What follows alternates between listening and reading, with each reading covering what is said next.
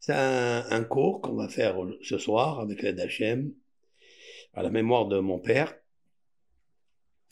Mordechai Ben Rahma, qui était une personne très, très, très simple.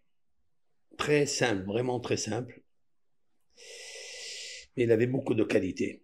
Une des qualités principales, c'est l'honneur des autres.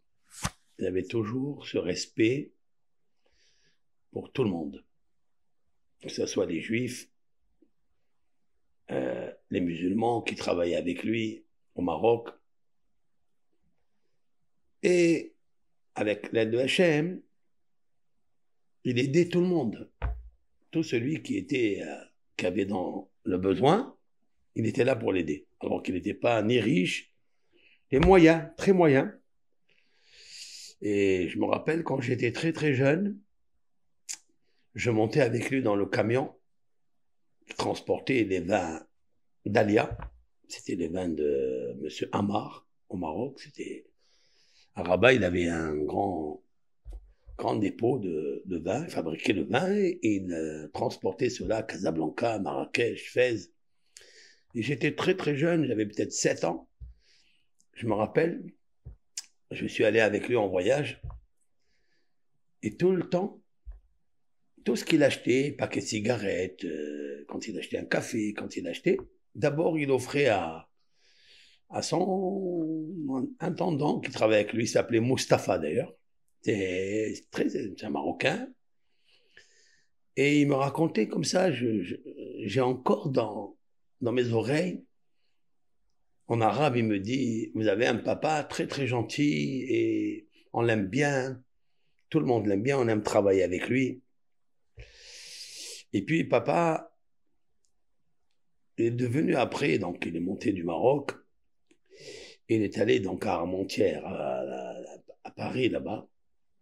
Il était le chauffeur de bus des écoles de notre maître Rabbeinu. Rabbeinu, Gershon Livman, le maître de Rabbi Rumi, celui qui m'a marié, celui qui est... je vais vous montrer la photo. Attendez.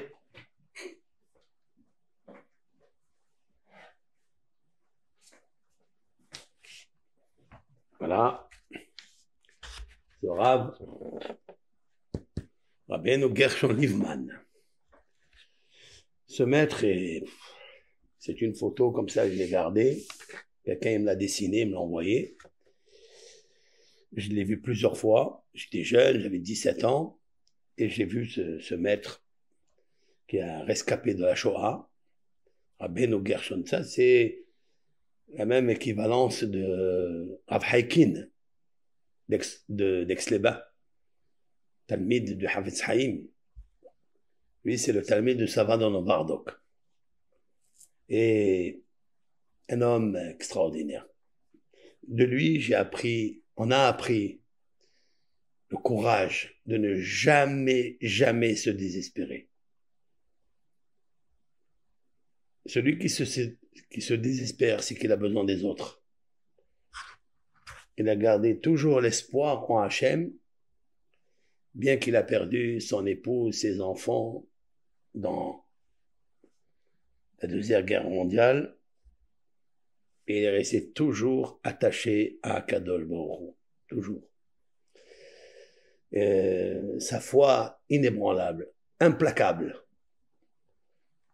Qu'il vente, qu'il pleuve, qu'il neige, les fours crématoires, les souffrances, il est resté très fort. C'est pas l'objet du cours. Et mon papa, hein, de mémoire bénie, c'est un homme très simple. Papa a quitté la maison de ses parents à 9 ans. Et pourquoi? Il n'a pas allé à l'école du tout. Il n'a pas fait l'école, il n'a pas appris.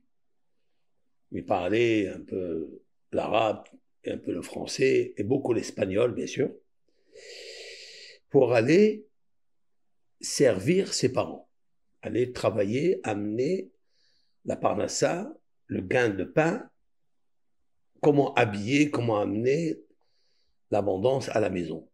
À 9 ans, il a quitté la maison pour aller travailler. Baruch Hashem.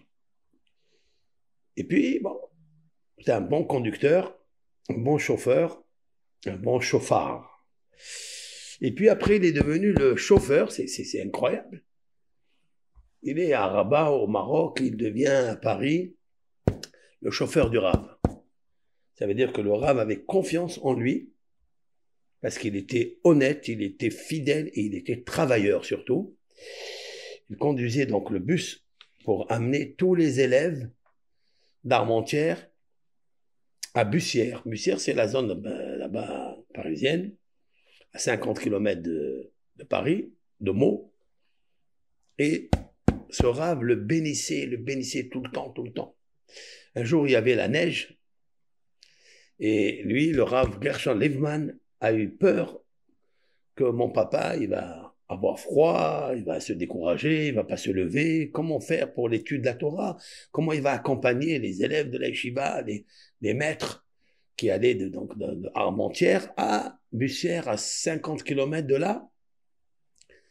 Et papa, à 3 heures du matin, il s'est levé pour chauffer le bus, le car, et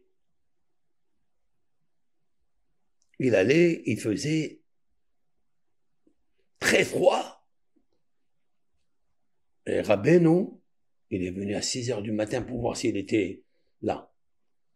Parce qu'il a eu peur qu'il y a eu, Hazve Shalom, Dieu préserve, qu'il manque de l'étude de la Torah. Là, c'est un homme d'une grande sagesse, cet homme-là.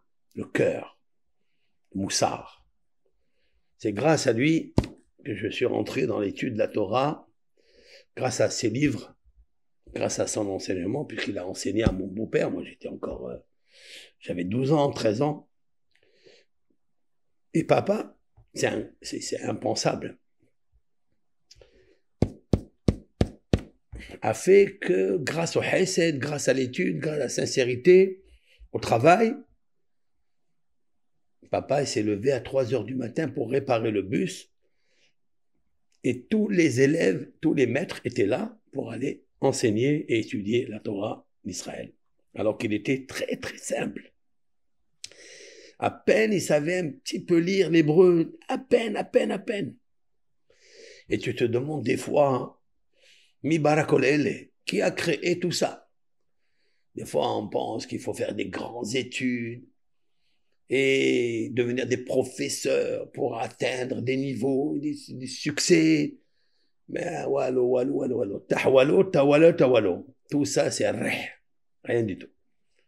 Qu'est-ce qui est le vrai?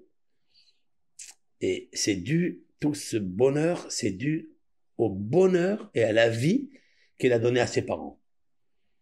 Le fait qu'il est allé travailler, il n'a pas étudié, il n'a rien fait, bien il a soutenu les parents.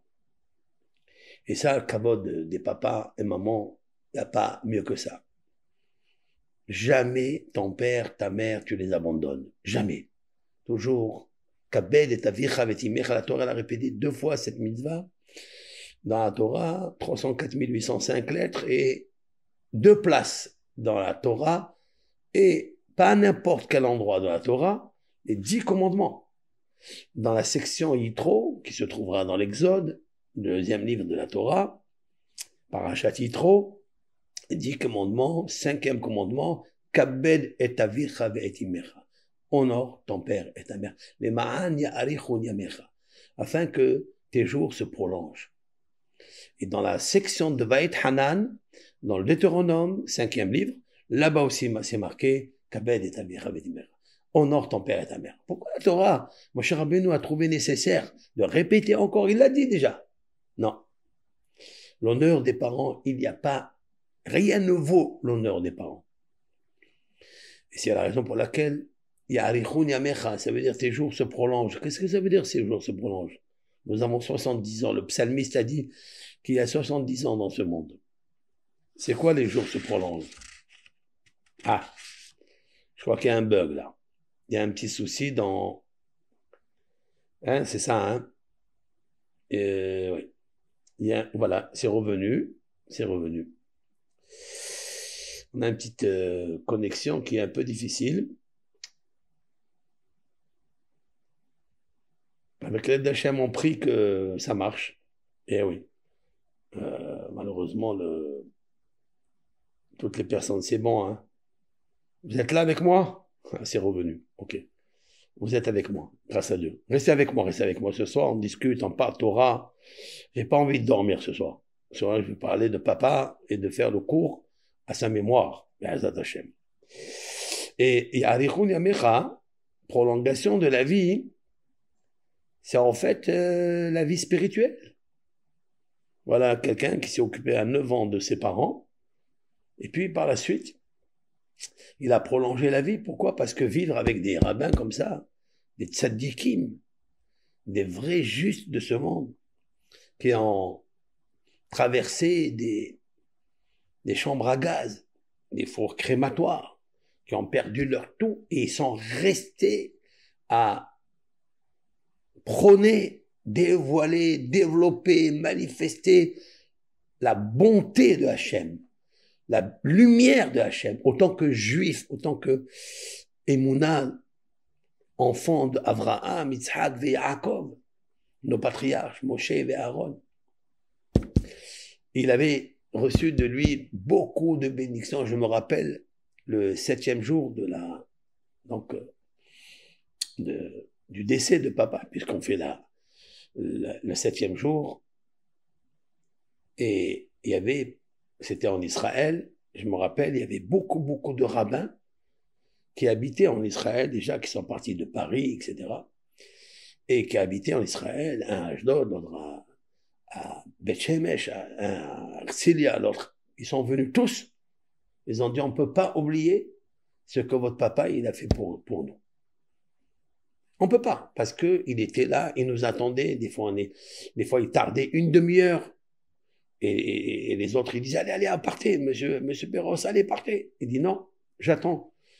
Si on part, qu'est-ce qu'on va gagner? Une demi-heure? Mais tu vas laisser une personne dans la maison sans enseigner. Allez. Et il venait, c'est magnifique. Moi, c'est incroyable, c'est extraordinaire. Ce Rav-là a fait beaucoup de brachot à papa. Et moi, je dis, c'est ça. Lui, il a mérité ça. Il a mérité parce qu'il s'est occupé de ses parents. Et ça, c'est important. Et j'ai eu le mérite, qui n'a rien à voir. Ça n'a rien à voir. Que c'est lui qui m'a marié. C'est un grand zéchout d'être marié par ce Rav. C'est tzaddik yesod olam. Il avait des milliers d'élèves sur Paris, en Israël, en Amérique, de partout, par sa msirut nefesh. Ça veut dire il s'est sacrifié pour le nom d'Hachem. Que pour le bien, que pour le nom du Créateur, le nom de notre Créateur à tous.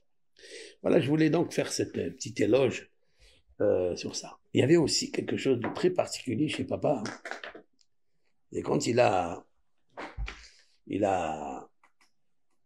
s'est installé un petit peu dans son métier, etc., il a connu beaucoup de préfets arabes, qui venaient chez lui, il leur offraient des caisses de vin, mais eux, ils buvaient pas, bien sûr. Vous savez qu'ils boivent pas le vin, etc. Mais ils leur offraient des cadeaux. Dis-moi, c'est pas grave, vous les vendez, vous faites. Eux, ils disaient non, on veut pas. Mais il lui dit, par ta gentillesse, que tu nous demandes, on le fait. Il les invitait à la maison. Je me rappelle, je sais pas, je crois que c'est un lundi, il avait invité plusieurs préfets arabes qu'il connaissait avec des amis, etc., à la maison. Et il leur a fait une seouda, il leur a fait un repas de Shlomo HaMelech, du roi Salomon. Et après, j'ai demandé à papa, juste peut-être un an avant qu'il décède. Un an avant qu'il décède, je lui ai dit, papa, tu m'as jamais raconté ta vie. Raconte-moi un peu ta vie. Alors, il m'a raconté plusieurs histoires étonnantes. Je me suis dit, comment ça se fait que je les écoute 6 mois ou un an avant qu'il quitte ce monde? Une des histoires qu'il m'a racontées, il y a 2 qui m'ont beaucoup, beaucoup bouleversé.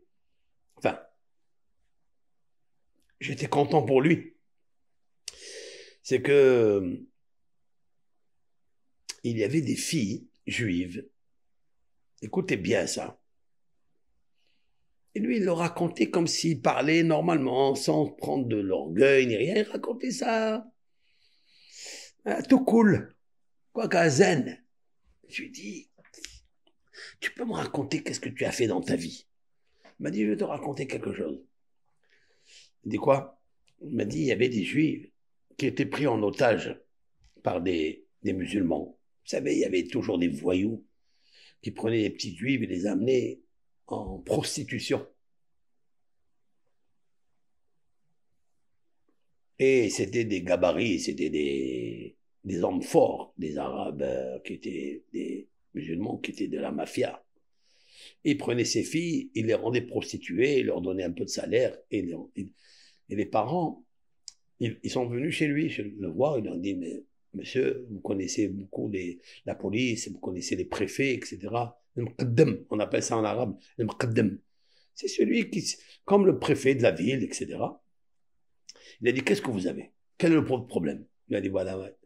Ma fille, elle est dans cette maison-là de prostitution, et voilà, c'est des gens forts, ils nous menacent, ils nous frappent. Il a dit, ne t'inquiète pas. Il a réuni 2 personnes, ils ont envoyé la police là-bas, la gendarmerie et la police avec le Zrouata, on appelle ça Zrouata, c'est le... Vous savez, ils avaient des...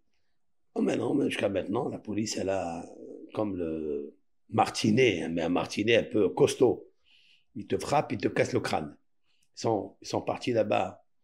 Il y a, je ne sais pas, une 50aine de policiers. Ils sont entrés dans cette maison. Ils ont attrapé tous ces gens-là et ils ont sauvé les petites juives qui étaient là. Et papa, il s'est occupé de leur faire le passeport avec la famille. Il les a envoyés en RS Israël. Il y a une personne ici au camp d'Arenas à Marseille, à la rue Montolivet, qui me raconte quelque chose. Et un jour, il me dit, est-ce que vous êtes Béros